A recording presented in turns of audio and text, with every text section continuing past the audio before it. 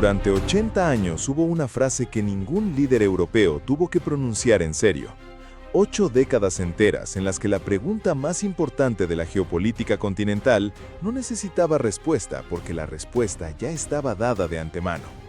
La pregunta era, si Rusia avanza, ¿qué hacemos?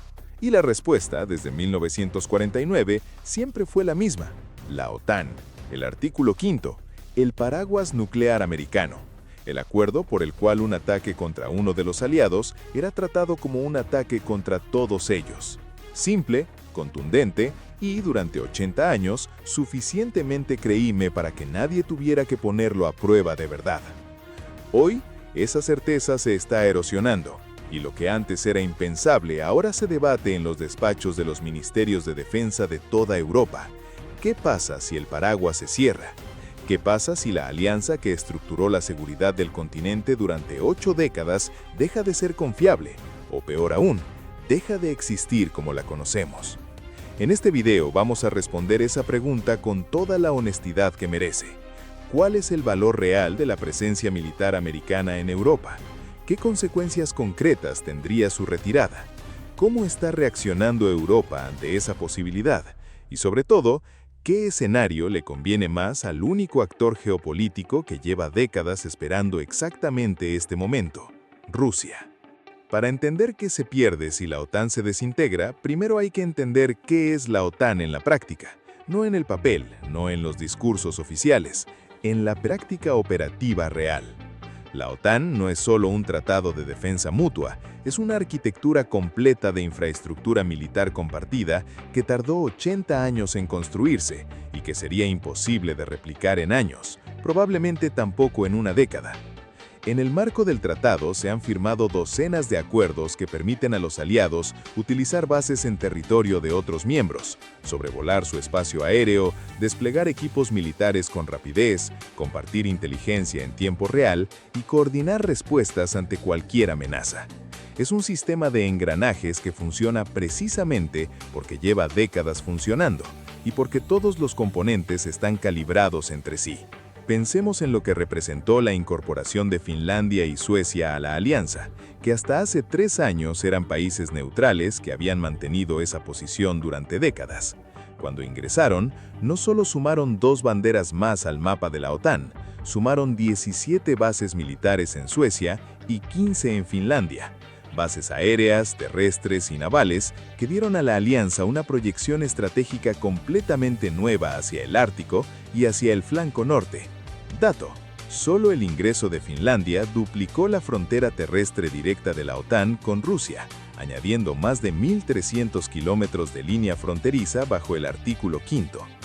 En otras palabras, Rusia pensó que expandir su zona de influencia le daría más seguridad, y lo que logró fue que la alianza que quería mantener lejos duplicara su frontera con ella.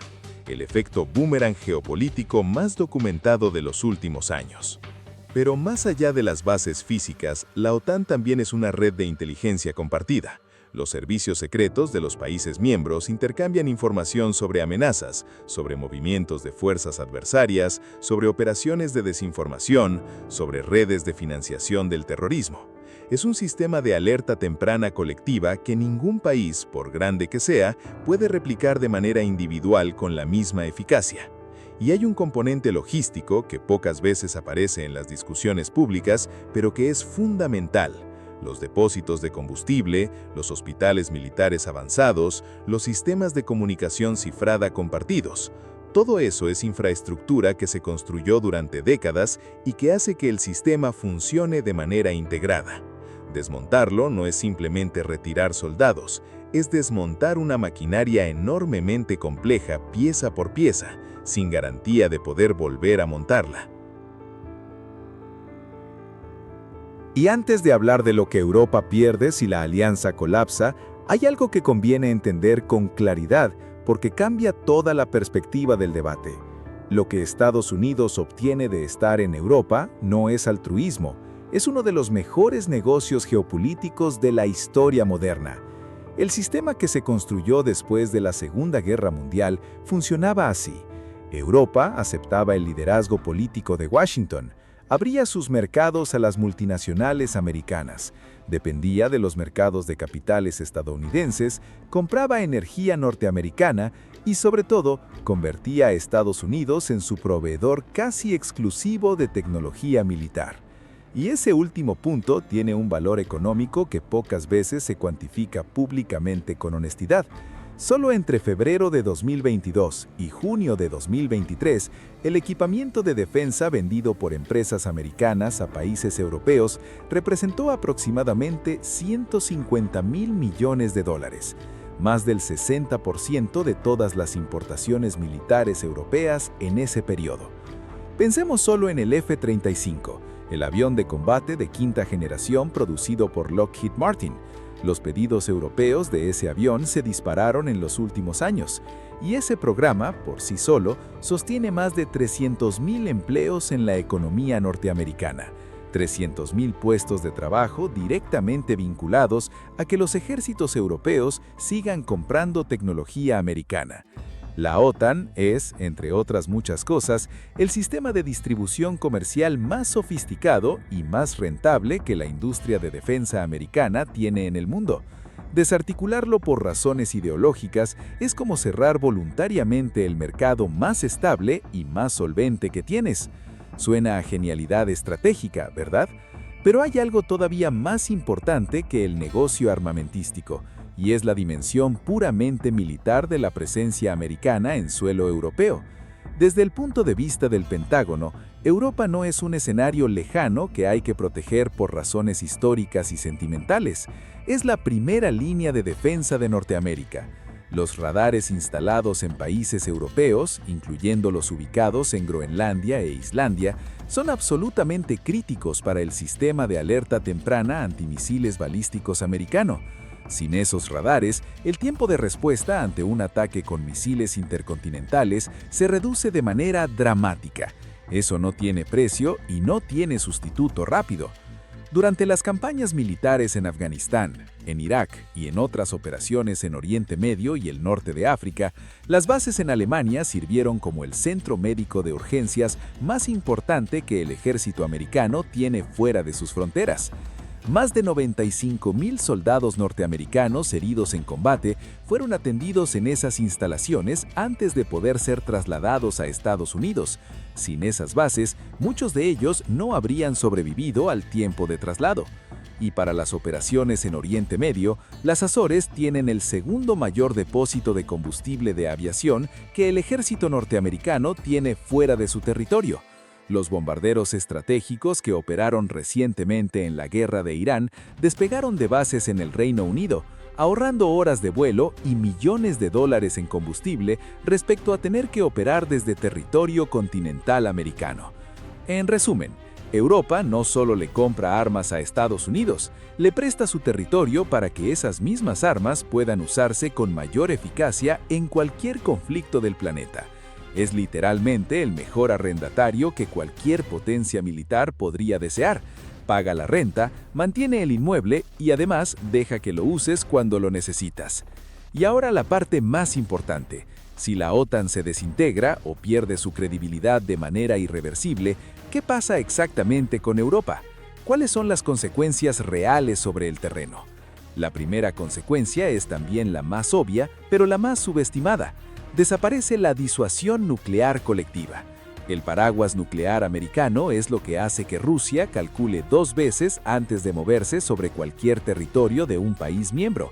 No porque tenga miedo de los ejércitos convencionales europeos en abstracto, sino porque sabe que cualquier acción militar contra un aliado de la OTAN activa automáticamente la posibilidad de una respuesta que incluya el arsenal nuclear más grande del mundo occidental.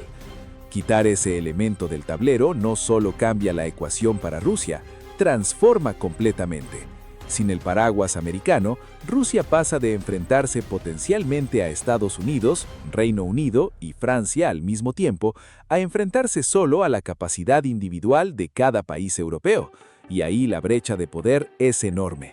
Los países bálticos, Estonia, Letonia y Lituania, tienen en conjunto menos de 6 millones de habitantes y presupuestos de defensa que Rusia puede superar en días de producción de guerra. Sin la OTAN, su posición geopolítica cambia de manera radical, no gradualmente, de golpe. La segunda consecuencia es la fragmentación de la respuesta europea. Uno de los mayores activos de la alianza no es el número de tanques o de aviones que suma, sino la capacidad de coordinar una respuesta unificada frente a una amenaza.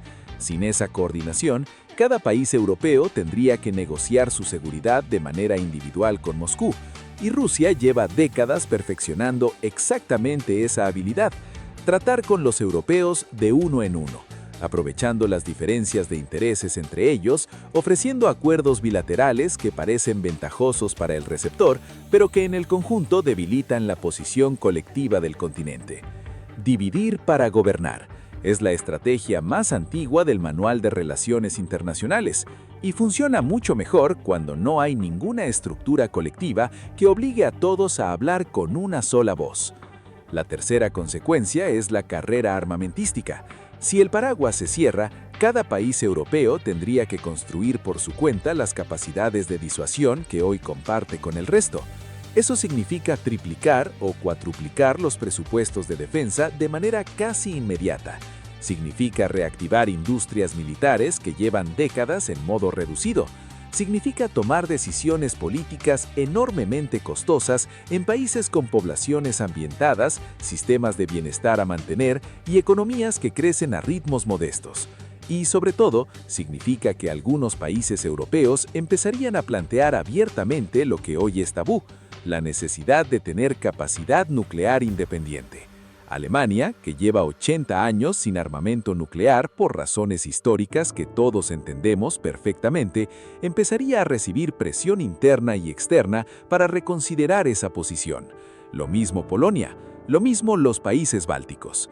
Una Europa con más arsenales nucleares independientes no sería necesariamente más segura, sería considerablemente más inestable, porque más actores nucleares independientes significa más posibilidades de error, de cálculo, de accidente, de escalada no deseada. El dato: el presupuesto de defensa combinado de todos los países europeos de la OTAN representa aproximadamente el triple del presupuesto ruso. Pero esa ventaja numérica es engañosa porque los europeos gastan ese dinero de manera fragmentada, con sistemas no siempre compatibles entre sí, sin interoperabilidad que da la cadena de mando unificada durante décadas. Imaginen 30 países comprando armamento diferente, con estándares distintos, con idiomas distintos en los sistemas de comunicación, con cadenas de suministro separadas. Es básicamente el escenario de pesadilla logístico que un general de cualquier ejército querría evitar. Europa tiene el dinero. Lo que no tiene sin la OTAN es la coherencia. La buena noticia, si es que hay alguna en este panorama, es que Europa no está esperando sentada a que le digan qué va a pasar. El giro estratégico ya empezó. Es lento en algunos países, más rápido en otros y todavía insuficiente en su conjunto, pero está ocurriendo. El primer movimiento visible fue el aumento generalizado de los presupuestos de defensa. Durante décadas, la mayoría de los países europeos de la OTAN incumplían sistemáticamente el objetivo del 2% del PIB destinado a defensa que la alianza establece como mínimo. Hoy, la mayor parte de ellos ya está en ese umbral o por encima. Algunos, como Polonia, están llegando al 4%. Eso es un cambio político enorme en países con tradiciones de gasto social prioritario. El segundo movimiento es la diversificación de proveedores militares. Durante décadas, Europa compró mayoritariamente a Estados Unidos. Hoy, los países europeos están redirigiendo una parte creciente de su gasto hacia producción local y hacia nuevos proveedores internacionales. En Polonia, acaban de reforzar su apuesta por los tanques surcoreanos con un acuerdo de $6.500 millones. Estonia firmó un contrato de 290 millones de euros para adquirir el sistema de lanzacohetes múltiple de fabricación surcoreana. Y la industria de defensa de Corea del Sur está recibiendo miles de millones de euros en pedidos europeos que antes iban a las empresas americanas.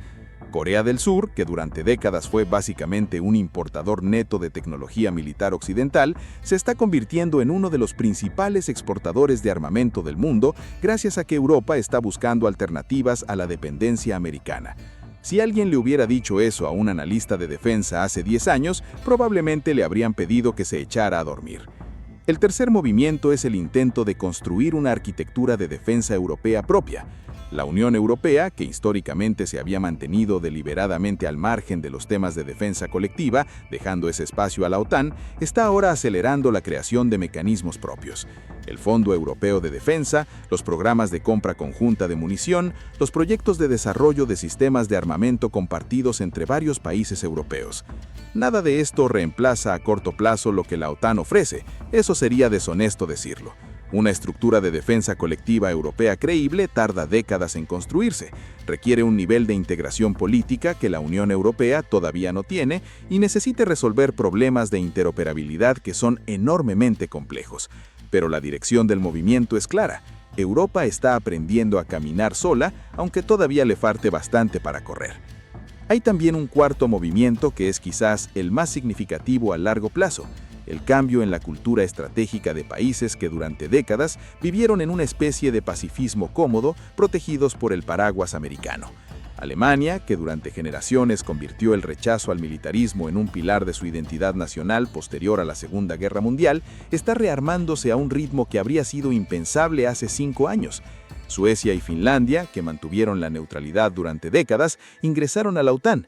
Los países bálticos llevan años militarizando su relación con la seguridad con una urgencia que sus vecinos occidentales tardaron en entender. Europa está pasando de ser el continente que delegó su defensa en otros durante 80 años a ser el continente que tiene que aprender de golpe a defenderse. Es un poco como el adulto que vivió en casa de sus padres hasta los 40 años y al que de repente le dicen que tiene que buscarse su propio apartamento. El proceso de adaptación existe, la factura es considerable y el tiempo disponible es mucho menos de lo que sería cómodo. Y llegamos al punto que lo cambia todo y que conviene tener muy claro antes de cualquier debate sobre el futuro de la alianza. Si la OTAN colapsa o pierde su credibilidad de manera irreversible, hay un único actor geopolítico que gana de manera clara, inmediata y sin contrapartidas: Rusia. No porque Rusia sea militarmente invencible, que claramente no lo es después de lo que ha demostrado en Ucrania, sino porque la desaparición de la estructura de seguridad colectiva occidental le devuelve exactamente el escenario que lleva décadas intentando recuperar: un continente europeo fragmentado, con países negociando su seguridad de manera individual, sin mecanismos de coordinación colectiva y con la disuasión nuclear reducida al arsenal independiente de Francia y Reino Unido. La estrategia rusa hacia Europa siempre ha sido la misma, independientemente de quién esté en el Kremlin: fragmentar, crear dependencias bilaterales, aprovechar las diferencias de interés entre países europeos, hacer que cualquier respuesta colectiva sea más lenta, más costosa y menos probable que una negociación bilateral donde Moscú tiene el poder de presión asimétrico. La OTAN es exactamente el mecanismo que impide esa estrategia. No perfecto, no sin problemas internos, pero el único que ha demostrado durante 80 años ser capaz de mantener la coherencia suficiente para que Rusia calcule antes de moverse. Pase lo que pase en la política interna de cualquier país miembro, contra Moscú siempre termina saliendo con la suya cuando los aliados occidentales están divididos. La historia reciente lo documenta con precisión. Cada vez que Europa habló con una sola voz, Rusia cedió. Cada vez que Europa habló con voces distintas, Rusia avanzó. La geopolítica tiene un sentido del humor muy oscuro. El mayor beneficiario de cualquier debilitamiento de la OTAN sería exactamente la potencia frente a la cual la OTAN fue creada, como si el vecino al que pusiste un cerrojo en la puerta fuera el principal interesado en que pierdas las llaves. Y hay un dato adicional que completa el cuadro. Un estudio del Instituto Rand Corporation concluyó que los estados que han desarrollado más vínculos con Estados Unidos a través de la alianza también tienen una mayor probabilidad de sumarse y apoyar las operaciones de Washington en el resto del mundo. Es decir, la OTAN no es solo un mecanismo de defensa europeo, es el principal sistema de construcción de coaliciones que Washington tiene disponible globalmente. Sin él, cada intervención americana requiere negociar apoyo desde cero. En otras palabras, el debilitamiento de la OTAN no afecta solo a la seguridad de Europa, afecta a la capacidad de proyección global de la única superpotencia occidental, y eso tiene consecuencias en cualquier escenario de conflicto que involucre actores que no son europeos: China, Irán, Corea del Norte, cualquier futuro desafío al orden internacional. Y entonces llegamos a la pregunta práctica más urgente. ¿Las amenazas de retirar tropas americanas de Europa son reales o son una postura negociadora? Para responder con honestidad hay que empezar con los números reales. El despliegue americano en Europa, antes de los últimos ajustes, era de aproximadamente 65.000 efectivos, una fracción pequeña de lo que llegó a ser en el pico de la Guerra Fría, cuando había cientos de miles de soldados americanos desplegados en el continente. Eso ya es en sí mismo una señal de que el proceso de reducción lleva décadas en marcha, independientemente de cualquier decisión política concreta. La retirada de 5.000 soldados de Alemania que se anunció recientemente no cambia estructuralmente la ecuación de seguridad. En Alemania hay más de 35.000 efectivos americanos. Si incluimos contratistas y personal de seguridad civil, la cifra se acerca a los 50.000. 5.000 sobre 50.000 es un 10%. No es una retirada, es un ajuste. Y hay que contextualizarlo. Cuando comenzó la guerra en Ucrania, Estados Unidos incrementó significativamente su despliegue en Europa como medida de disuasión, acumulando fuerzas adicionales que en condiciones normales no habrían estado allí. Es razonable que parte de ese refuerzo extraordinario se revierta cuando la situación cambia. Eso ya ocurrió antes en la historia de la alianza y no significó el fin de nada. Anunciar la retirada de 5.000 soldados de un país donde tienes 50.000 es un poco como decir que vas a reducir tu inversión en bolsa vendiendo el 10% de tu cartera. Técnicamente cierto, dramáticamente sobredimensionado, lo suficientemente sonoro para los titulares, lo suficientemente pequeño para que no cambie realmente nada. La conclusión de los analistas más serios es la siguiente. El despliegue americano en Europa puede cambiar en su composición, puede redistribuirse entre países, puede ajustarse según las necesidades operativas del momento, pero una retirada permanente y masiva que ponga fin a la presencia americana en el continente es tan perjudicial para los intereses de Washington como para los propios de los europeos. Y los estrategas del Pentágono lo saben perfectamente, independientemente de lo que diga cualquier discurso político. Porque en última instancia, las bases en Europa no están allí porque a alguien en Washington le parezca bien ayudar a los aliados. Están allí porque son absolutamente indispensables para la capacidad de proyección global de la fuerza militar americana. Y quitarlas no es una señal de fortaleza, es una amputación voluntaria. Y aquí es donde el análisis aterriza en algo que conviene decir con claridad, porque muchas veces en este debate se pierde de vista. La relación atlántica, con todos sus problemas, con todas sus tensiones, con todos los rifirrafes de los últimos años, ha sido el acuerdo de seguridad más exitoso de la historia moderna.